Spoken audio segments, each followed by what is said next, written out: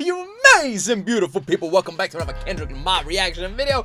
Oh my word. Today we finished Damn. This album has been, I would say mind-blowing. Mind-blowing feels like an understatement. But it's also very accurate. But not just mind-blowing for me, the listener. I feel like it's been mind-blowing for Kendrick. Like, Kendrick has literally poured his entire soul into this, completely opened himself up, showed his vulnerabilities, showcased the sort of insecurities that he is battling with, and the situations in his life, and the people around him, and how he's feeling about himself. And it almost feels like this entire album has been like a way of Kendrick venting and giving himself like a self-therapy session, you know? Like, the whole album could be performed in front of a mirror. That's what this has felt like. It's truly been incredibly well done. You guys have asked me to check out a couple of breakdowns of this album, and I'm going to check them both out. I think there's 2 that were recommended in my last video, so let me know. But yeah, I'm also looking forward to checking out the next album after this, but we'll check out a couple of breakdowns, a couple of music videos, and then we'll go to the next album like we do every single time. And yeah, there was a song that you guys recommended by like Calypsy or Eclipsy, and that was the one that, because I asked for a couple more like hip-hop recommendations, and that was the one that got the most recommendations. Let me see if I can find it right now before we jump into this reaction. Yeah, Calypsy, Let God Sort Them Out. And there was a bunch of you also asking me to check out a couple of other artists as well, because I was looking for some more recommendations to some other hip-hop artists that we could sort of do alongside this. So if you've got any more recommendations, fire them my way. But for now, this intro's been long enough already. Like the video to support it. It really helps, so please press the like button. Subscribe if you aren't subscribed already. About 75% of you aren't subscribed, so please press that subscribe button. And let's do this. Let's finish Damn. Let's jump into the final 4 songs of Kendrick Lamar's Damn.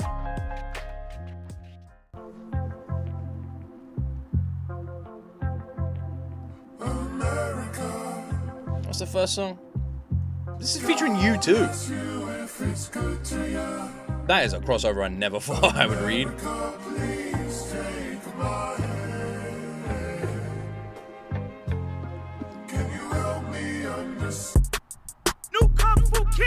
Throw a steak off the ark to a pool full of sharks, he'll take it.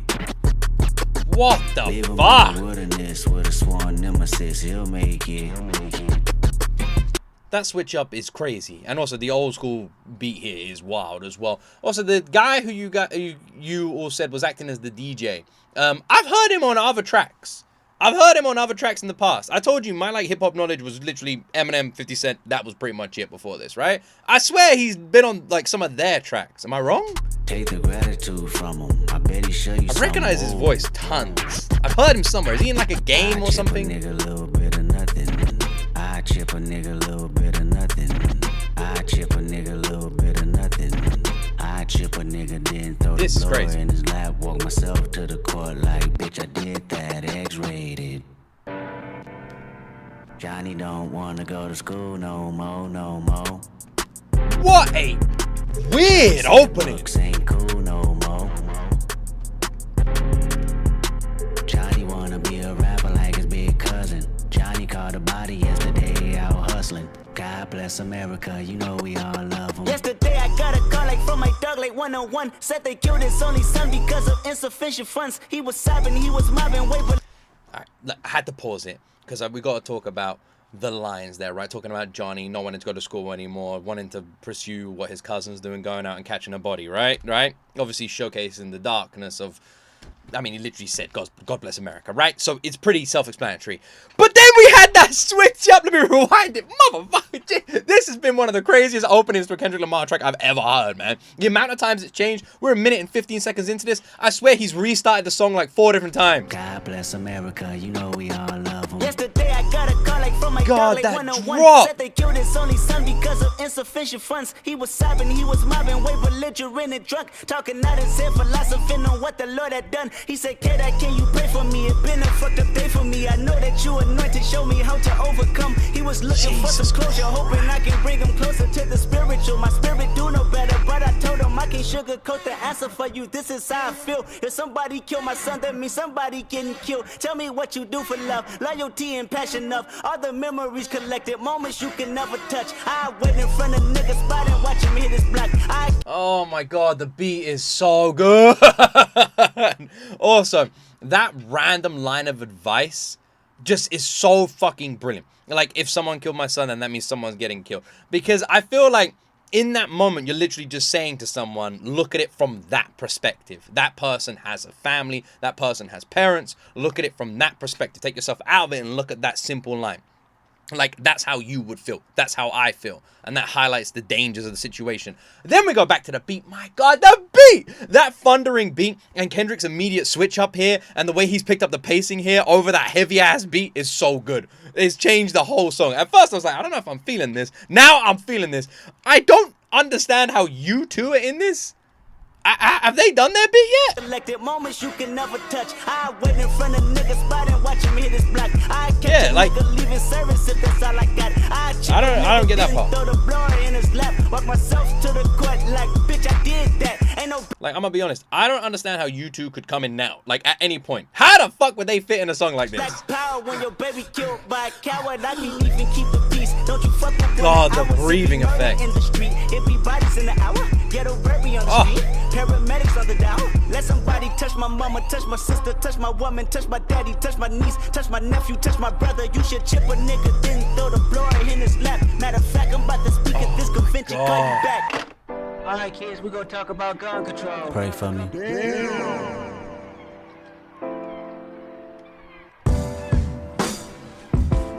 This is the weirdest song on the whole album, man. Like, again, this song feels like Kendrick was in the booth and just kept getting bored. He was like, all right, here we go. Nah, I'm bored. Let's start again. I'm bored again. Let's start it again. And they're like, Kendrick, you've restarted the song 8 times. Like, fuck it. I ain't doing a take 2. Just put it all together and that's the song. And like, that's what they did. This is like, how many songs in one song? In the first minute, it switches 3 different times. Minute and 15 seconds in, it feels like the song actually starts. And now it's switched up again. Bro was like, actually, hold on, I gotta go talk for a second. Bloom. And then it just changes again.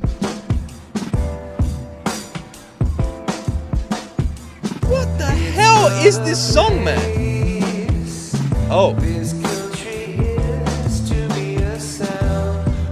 Alright, here's U2.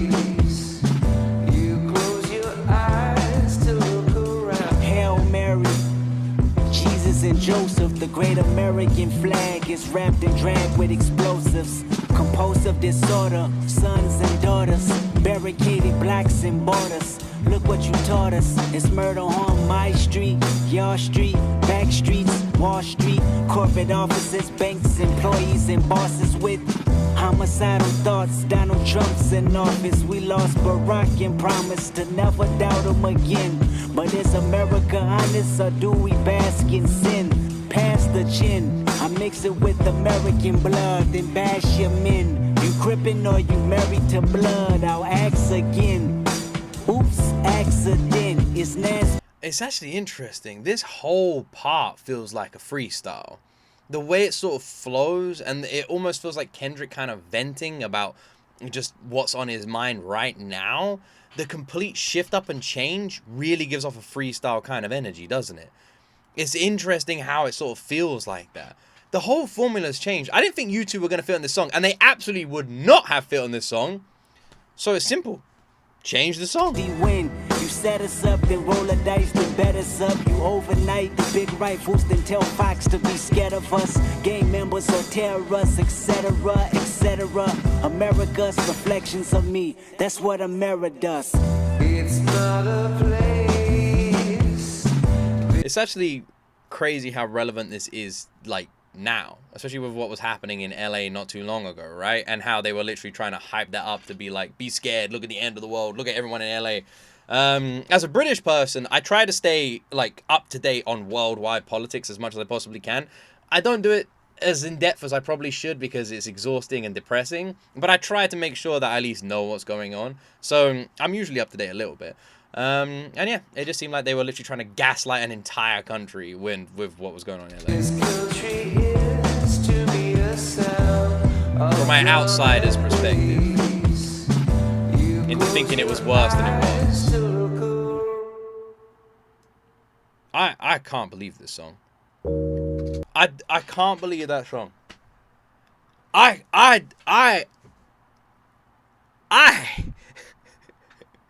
can't get over it. That whole song is insane, man. That whole song is wild.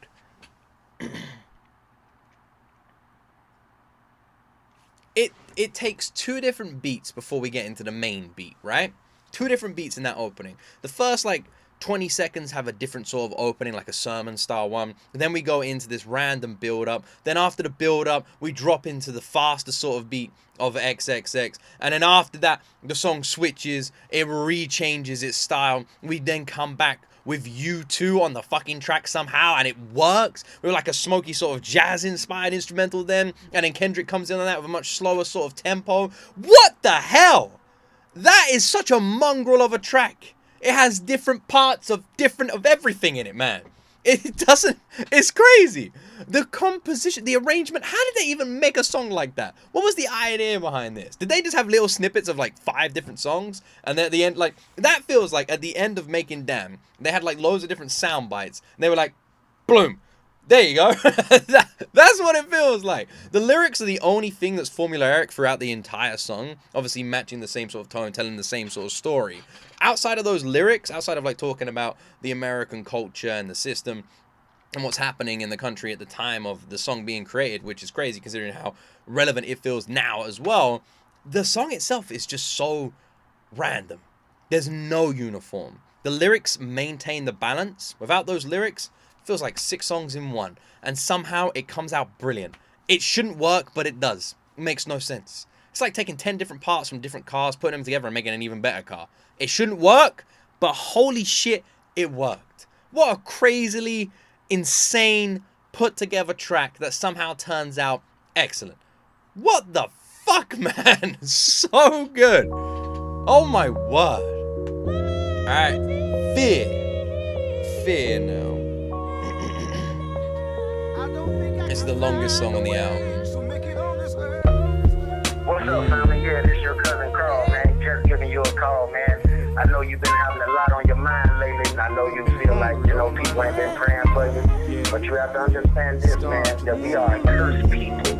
Deuteronomy 28 and 28 says, the Lord shall smite thee with madness and blindness and astonishment of heart. See, family, that's why you feel like you got a chip on your shoulder. Why God, do I gotta suffer? Pain in my heart, carry burdens full of struggle. Why God, do I gotta bleed? Every stone thrown at you, resting at my feet. Why God, do I gotta suffer? Earth is no more, won't you burn this motherfucker?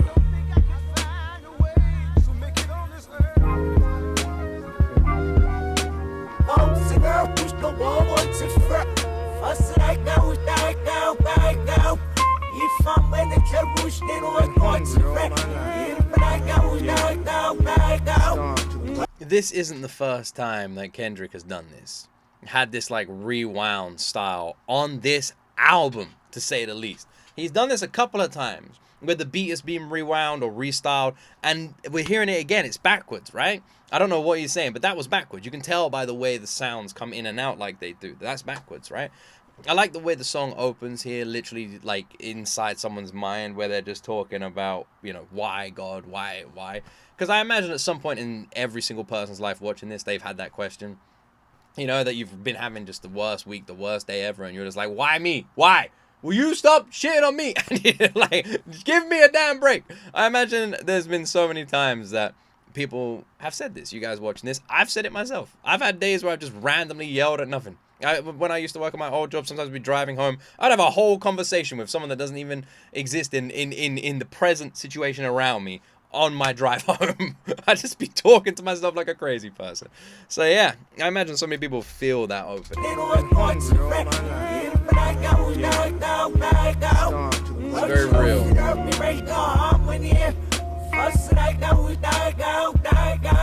This is whack. I beat your ass, keep talking back. I beat your ass, who bought you that? You stole it. I beat your ass if you say that game is broken. I beat your ass if you jump on my couch.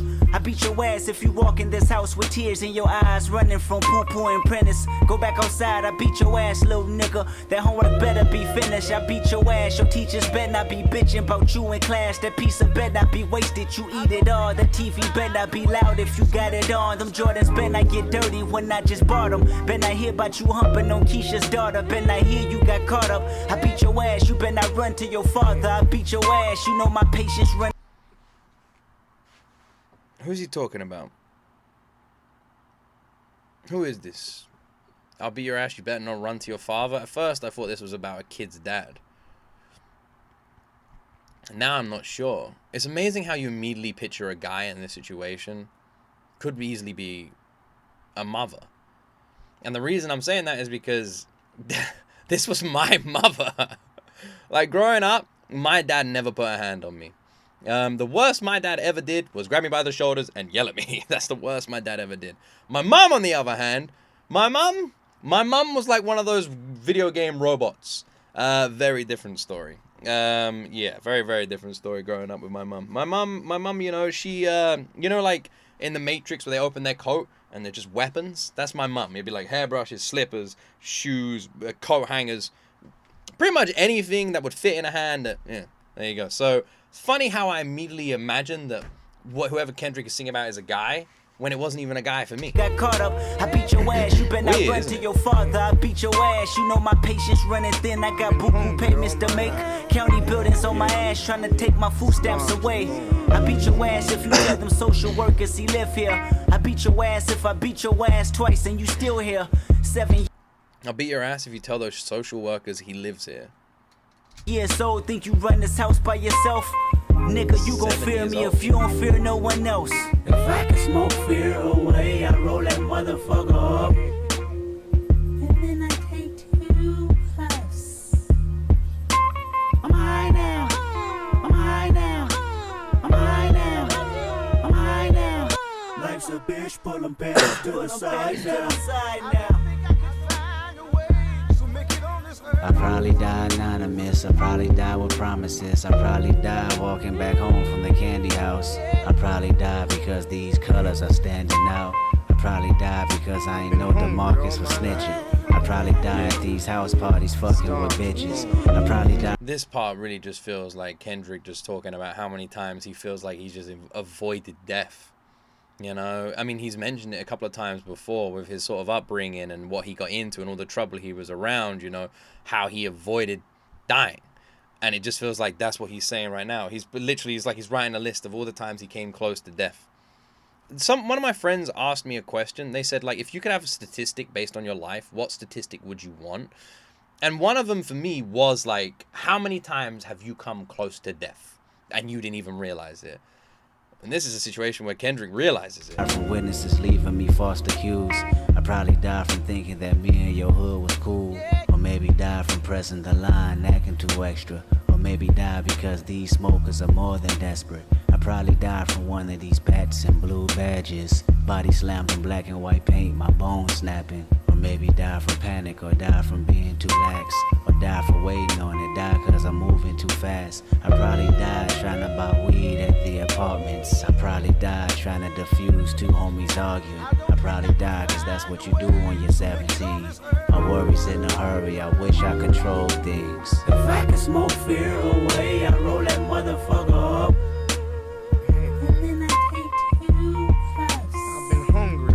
I didn't even properly think that the whole song is about fear. It started off talking like, if you're gonna fear me, you know, like a parent in a household beating their child disgustingly so, making sure that their child is scared of them. What kind of parent wants their child to be scared of them? The only thing you want to see in your kid's eyes is love, and that is fear. And now we're moving on to a teenager, a young adult growing up, scared of everything, looking at everything with doubtful eyes because of where it began. I'm high now. I'm high now. I'm high now. I'm high now. Life's a bitch, pull the panties to the side now. Now.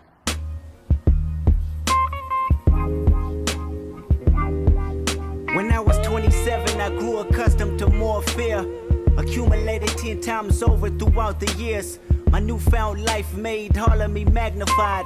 How many accolades do I need to block denial? The shock value of my success put bolts in me. All this money is God playing a joke on me. Is it for the moment and will he see me as Job? Take it from me and leave me worse than I was before. At At 27, my biggest fear was losing it all. Scared to spend money, had me sleeping from hard to hard. Scared to go back to Section 8 with my mama stressing. 30 shows a month and I still won't buy me no Lexus. What is an advisor? Somebody that's holding my checks just to fuck me over and put my finances in debt. I read a case about Rihanna's accountant and wonder, how did the bad girl feel when she looked at them numbers? That type of shit'll make me flip out and just kill some, drill some, get ill and feel ratchets with a little some. My practice running from fear, guess I had some good luck. At 27 years old, my biggest fear was being judged. How they look at me, reflect on myself. This song for me, I don't know what my reaction is even going to be like to Fear, because I'm just listening.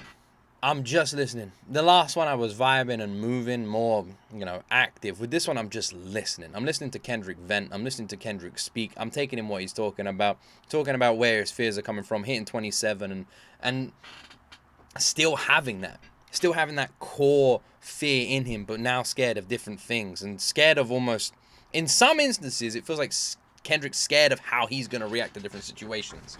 And he puts fear in something that's never going to happen. Like, he'll look at a situation that someone else around him experienced, and he'll be scared of how he would react if he experienced it. My family, my city, what they say about me reveal if my reputation will miss me. What they see from me will trickle down generations in time. What they hear from me will make them highlight my simplest lines. I'm talking fear. Fear losing creativity, I'm talking fear.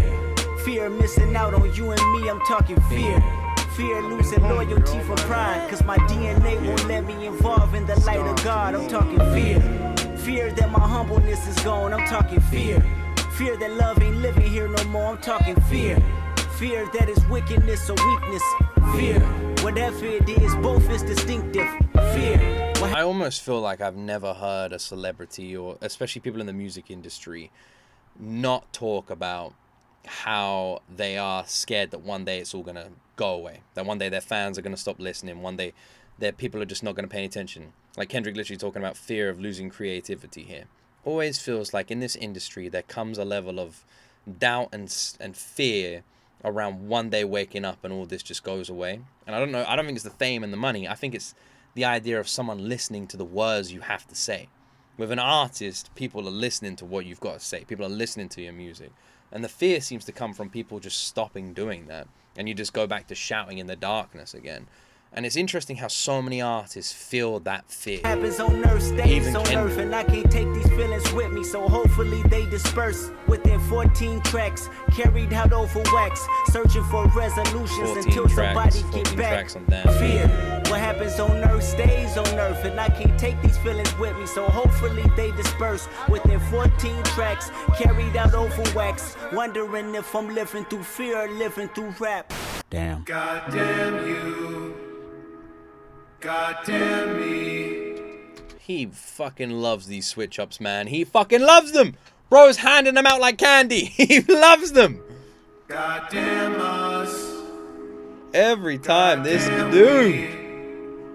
God damn us all. Verse 2 says, you only have I known of all the families of the earth. Ooh. Therefore, I will punish you for all your iniquities. So until we come back to these commandments, until you come back to these commandments, we're going to feel this way. We're going to be under this curse because he said he's going to punish us, the so-called blacks, Hispanics, and Native American Indians are the true children of Israel. We are the Israelites according to the Bible. The children of Israel, he's going to punish us for our iniquity, for our disobedience, because we chose to follow other gods. That as a man chasing his son, so the Lord thy God chasing thee. So just like you're chasing your own son, he's going to chasten you because he loved you. So that's why we get chastised. That's why we're in the position that we're in. Until we come back to these laws, statutes, and commandments and do what the Lord says, these curses is going to be upon us. We're going to be at a lower state in this life that we live here and today in the United States of America. I love you, family, and I pray for you. God bless you. Shalom. I love you, son, and I pray for you. God bless you. Who is that? Who is that? Who said that? And was that director Kendrick? A lot of these things, a lot of the like feature, like phone called features, you guys have told me are all like real. They were in Good Kid, Mad City, right? Yeah, who was that? One thing I always find interesting is faith, and I've mentioned this before, and I don't mind mentioning it again. It's something I always stand by, and I get people DMing me about it sometimes, and you know, it's nice, and I appreciate it. And that's just like my fascination with it, but in like a jealous kind of way. And it's true. I'm jealous of anybody that has full committed faith, because I wish I did. I think that must be one of the most relieving feelings that a human can ever experience, to fully believe deep down that there is an afterlife. And I'm jealous of anyone who has that. And I hope one day I feel that too, you know, because I don't have faith. I would say I'm like just open-minded to everything, and I hope one day I hear the right words and it convinces me. But I've never heard them yet, you know. We've still got a lot of life left, hopefully. Maybe one day I will. God. I didn't even talk about the fucking song. Fear. My word, just moved on to God without even talking about Fear. Fear was very interesting as a track. It felt, again, well, and I feel like the closer we get to the end of this album, this is happening a lot more. It just felt like Kendrick venting. But more so, Kendrick going through the timeline of his fear. Starting from square one, his younger years, and then going to now. And taking us through the journey and story of his life. The things that scared him, where that fear came from, where the seed was planted, and how the seed grew as he got older. Different moments of his life, different parts of his life, adding to that fear, enhancing that fear, and Kendrick talking about it. If anything, this was just a man sitting down and someone asked him the question, what scares you? And tell me everything that's ever scared you. And he just sat down, had to think for a while, and then just opened up. Saying from this moment when I was this young, this scared me when I grew up, now I'm here, this is scaring me. And that was it. It was a man being vulnerable and honest, which is all Kendrick has done on Damn, but in the purest form, showcasing and show and telling his fear. Beautifully heartbreaking, brutal and honest, and just 7 minutes of a man telling us a story. The story of him.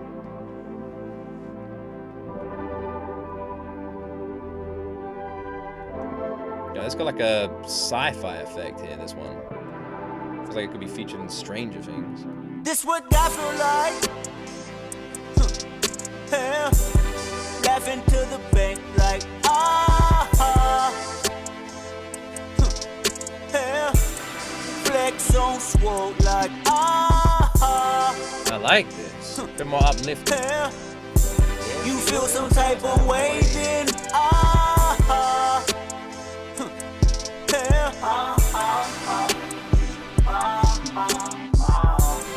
Ever since a young man, all I wanna be was a gunman.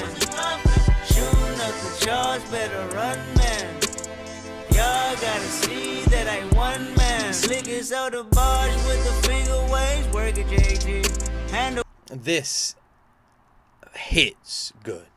This feels good. This is a theme I'm noticing a little bit of Kendrick's albums. He always likes to end on a bit of a higher note, a bit of a positive note. Almost feels like the entire album is his therapy, and at the end he's in a much better mental place, and he showcases that in his later tracks. And this is kind of what this feels like. I can't really fully take in the lyrics. I'm trying to like work them out a little bit here, but the song itself feels a bit more uplifting, a bit more inspiring, has a bit more of a positive kind of energy around it, and instantly kind of grabs you. Straight away, it feels like that sci-fi feeling makes me feel like I'm floating away. The song's called God. It feels like we're going to find him, you know, literally. Got a spaceship, off we go. It's uplifting, energetic, feels good. Good vibe, good energy. I'm selling versus JT. Watch me work at JT. JT, who's JT? Love. Justin Timberlake? Don't judge me. My mama caught me with a strap. Don't judge me. I was young, fucking other rats. Don't judge me. Aim it at your head for a stack. Don't judge me. Don't judge me. Now my home got a valley key. Don't judge me. Could this be a message to God? Maybe that's what this song is. Him talking to God. Don't judge me for things I did when I was younger, you know? Like talking about his younger days and where he is now. I'm worried about that judgment. Press your line, you're free. Don't judge me. Won't you tell a friend? Y'all gon' see. This what God feel like. Yeah. Laughing to the bank like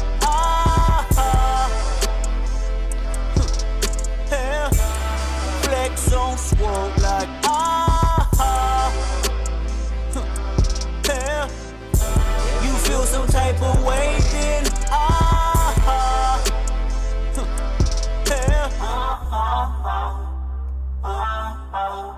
Fuck is you talking to?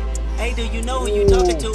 Slide on you like falling drapes. God touch full of carnivals. I kill him with kindness. Alright. The way this man constructs a beat is fucking vicious. It's so good. That immediate switch out, the sort of instrumental that we're vibing to just cuts out, goes slow, random reverb comes in, it picks back up and we just jump straight back into it. That nice little touch there, and then Kendrick's double time vocals as we come back into it.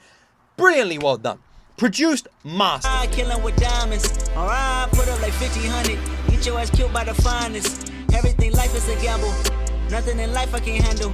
Seen it all, done it all, felt pain more. For the cause, I done put blood on sword. Everything I do is to embrace y'all. Everything I write is a damn 8-ball. Everything I touch is a damn gold mine. Everything I say is from an angel. I know blood shit, fuck shit, always your shit, my shit. Cannonballs to ignite shit. Morning to the night shift, I'm on. I ain't sorry for it.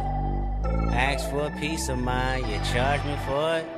I wanna see sometime. I truly feel like these parts of Kendrick's songs are what makes him one of the best rappers I have ever heard in my life, man. I truly believe that. And when people talk about the greatest of all time, Kendrick's name gets brought up a lot. And you know why? It is because there ain't no one like this man. And it's that simple. And I think these parts are his biggest showcases for that. Obviously, his flow, his lyricism, his speed, like, that's all things that people take into consideration when who is one of the best rappers of all time, right? That's the things people look at. But for me, with Kendrick, that wouldn't be the arguments I would use.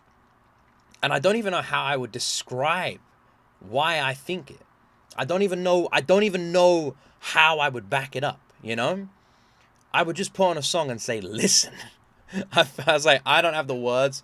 Kendrick does. It's his job to have the words. And I just say, listen. It is the way that this man can take a song, and instead of following the formula of verse, chorus, bridge, chorus, done, right? Instead of following that simple formula, my guy switches it up so much that the songs just become impossible. Like, the idea of the creation process behind them is like no artist I have ever reacted to ever on this channel. The amount of times he switches, changes the beats, changes the tone, changes the style in one song is about the same amount that most people do in one album. If you ignore it, I'm in the street sometimes and can't afford it. I got a bad habit. Levitate, ducking haters. Oh my heart is rich, my heart is famous.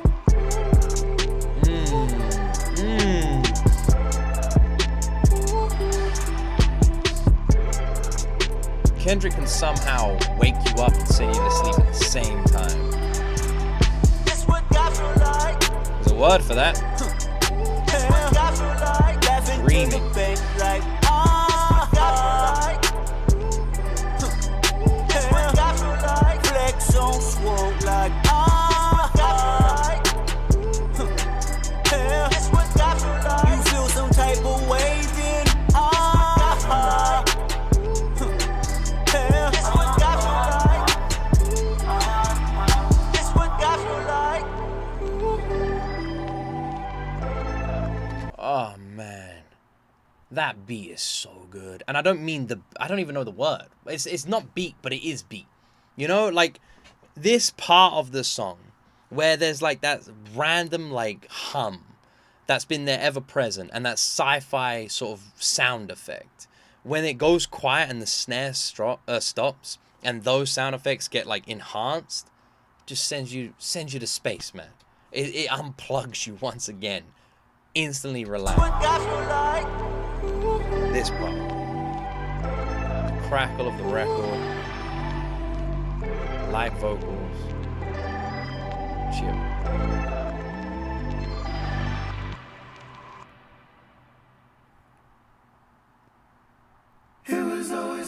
What a brilliantly well put together track that one was, man. Every single damn song in the latter half of this album has felt... It truly feels like he's just using everything he's got. every beat he has, every sample he's got, every verse he created, he's just putting them all on these albums, all on these final songs. All of the songs are just mishmashed and thrown together, but somehow follow this amazing formula that the title of the song presents itself, whether it's fear, whether it's God, you know, it's all starts there. One word is where it starts, right? And that's what they've been like. Fear. The entire song is going to be all over the place, but the song itself is going to showcase the story and the journey and the progression of Kendrick Lamar's fear. God. We're talking about God, talking to God, talking about how people feel about God. We're talking about God. We're talking about the judgment as well that can be passed down and the worries we have of our own judgment too when it comes to God. But on top of that, we're going to switch up and change the song again. 3 different times, different styles and different beats, doing different tempos, slowing down, speeding up. Everything is complex, even though it's simple. A simple idea, one word, and we'll make a whole song out of it. Everything is complex. The idea of creating a song like this literally goes over my head. I cannot imagine sitting down in the studio and even beginning to create a song where the instrumental shifts and changes around my voice, where it feels like 3 different songs in one song, where the beat is going to switch up, where I'm going to just change my flow at will, and the song is going to be right there with me, the instrumental keeping up with me like a running partner in a race. It isn't going anywhere. No matter what path I take, it's coming with me. How the fuck do you create a song like that? This has to be a song that's created hand in hand with the producers, the composers, and every single person that is credited on the back of this album. They have to be there. This can't be, like, a lot of artists I know, like, when I listen to, like, their music and listen and check out the behind the scenes, they talk about sending in their samples to their oh, I sent my producer this. I did all the lyrics, I did all this, I sent it to my producer. I came in, he had the instrumental, we put it together, boom. I don't feel like any of Kendrick's songs would be possible to be created that way. It feels like every song has to start in the booth with the people there from 0 to finish. Every song feels like that, and God is a showcase of exactly that. And now we only have one more song on this album to check out. Duckworth. Interesting title. I don't know what it means. Duckworth. Is that a name? Place?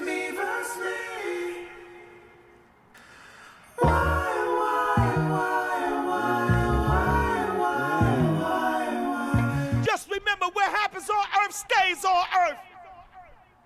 Second time we heard put it in reverse.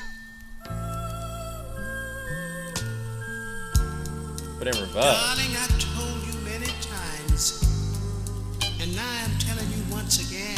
Sounds like Nina Simone. Just to remind you, sweetheart, that my... Oh, Lamar, Hail Mary, your marijuana times is hard. Pray with the hooligan, shadows all in the dark. Fellowship with demons and relatives, I'm a star. Life is one funny motherfucker. A true comedian, you gotta love him, you gotta trust him. I might be bugging, infomercials and no sleep. Introverted by my thoughts, children listen, it gets deep. See, once upon a time inside the Nicholson Garden Projects, the object was to process and digest poverty's dialect. Adaptation inevitable, gun violence, crack spot, federal policies, rape builders and drug professionals.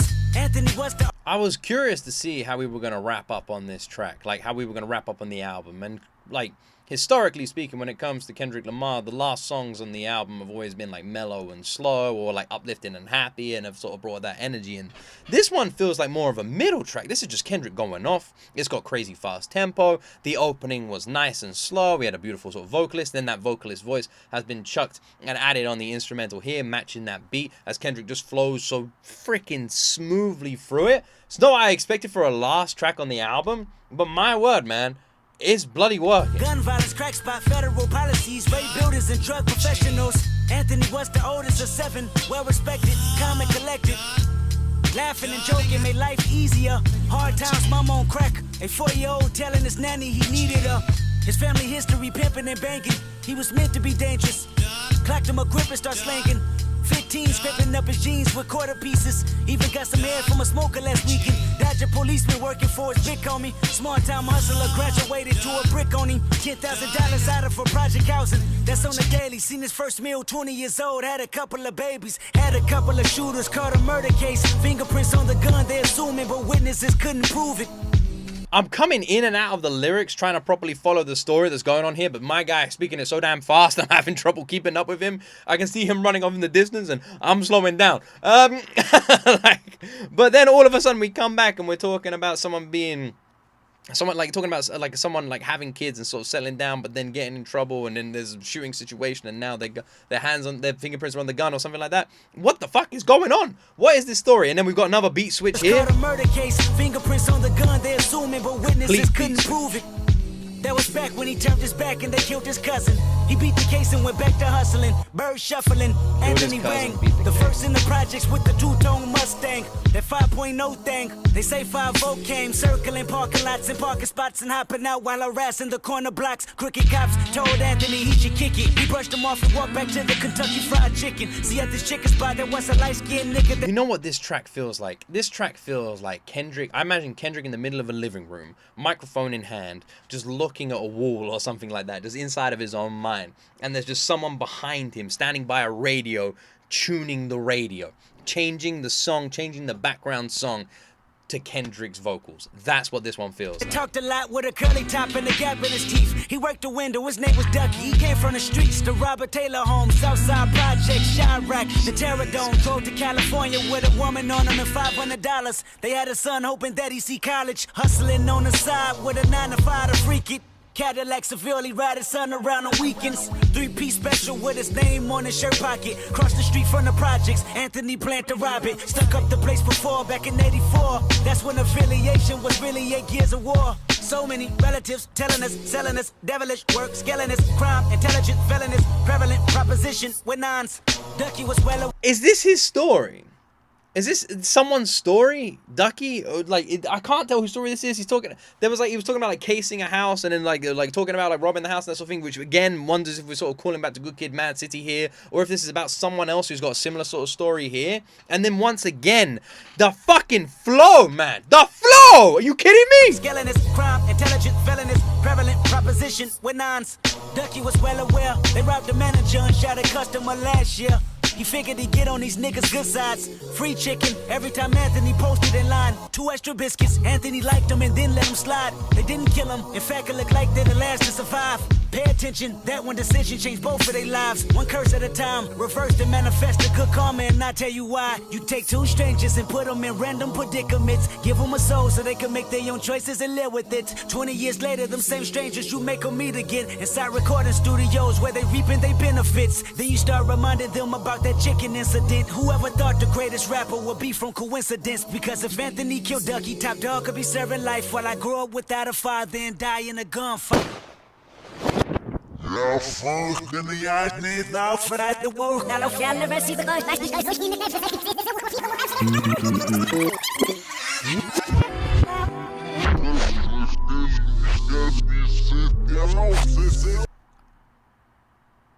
I just wanted to say it was a story, but it was a hypothetical story right there at the end, talking about complete coincidence and how much that coincidence affected his life by making his life even possible. Freaky as fuck, man.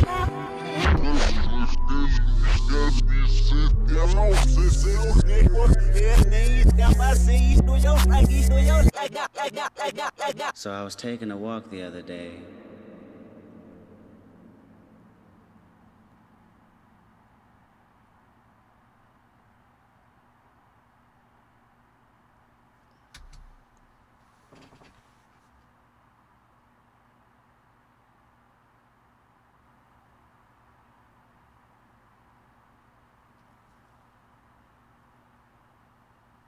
I feel like I haven't given this. I really hope I've done this justice.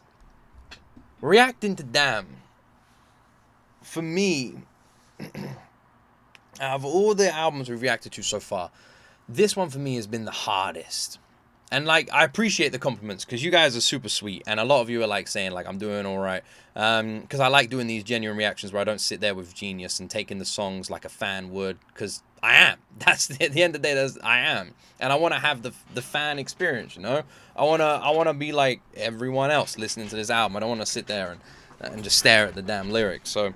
Like on Genius, I mean, and the breakdown and all that sort of stuff, which is why we do the album sort of like breakdowns after we listen to the album, and that's what I want to do. But Damn has definitely for me been the most complex.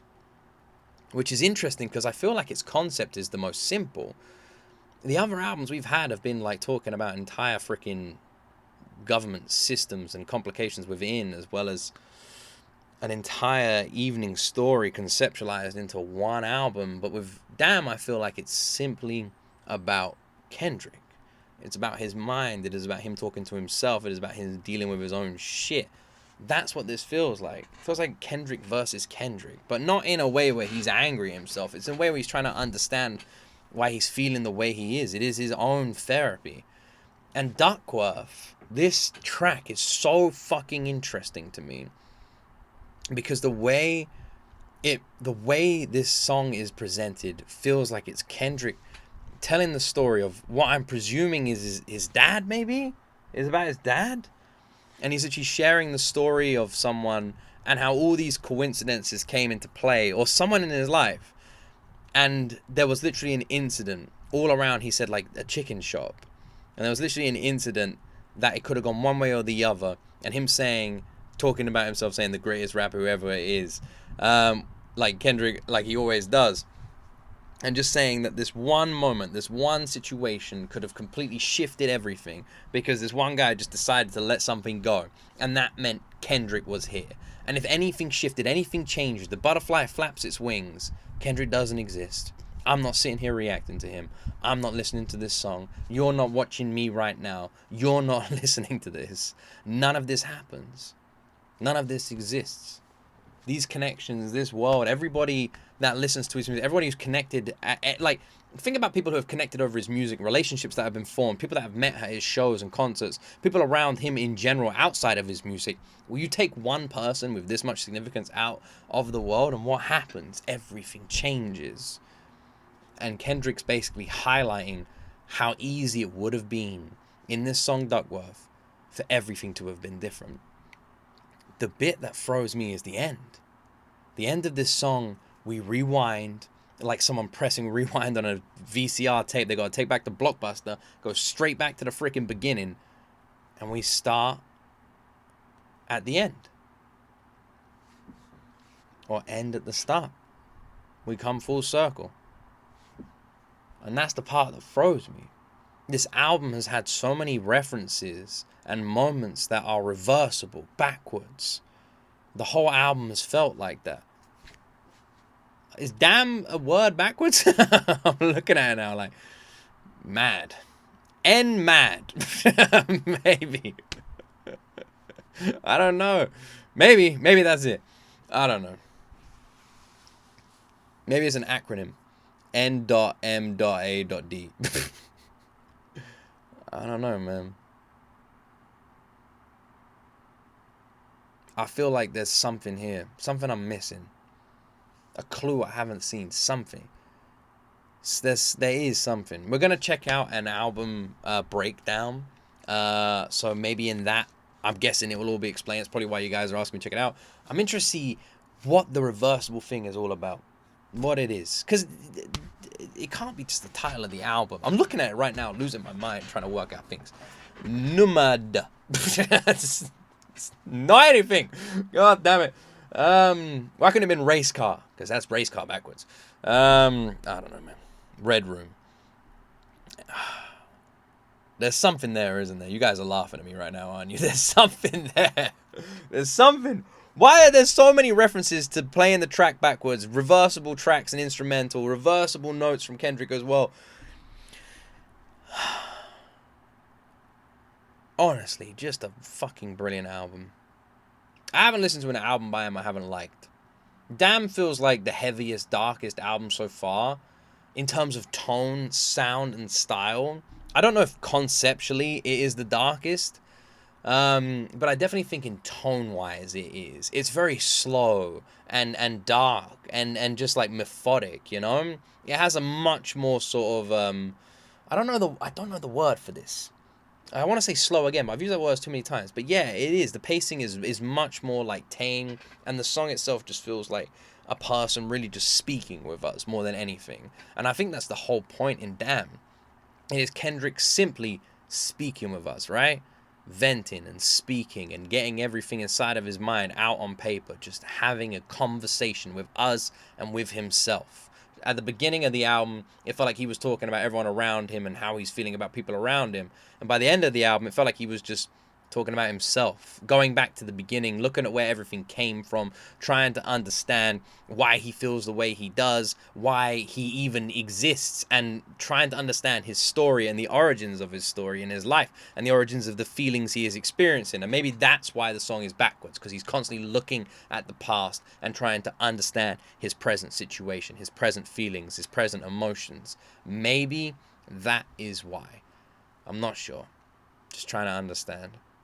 It's truly brilliant how someone as fucking mean and strong as Kendrick comes across can be so damn open, honest, and vulnerable with people, especially in the hip-hop scene. It's just amazing. This guy just blows my mind. His vulnerability, in my eyes, makes him stronger than most people I've ever experienced. He is truly a wonderful freaking musician. And I love how damn humble he is and how damn open he is.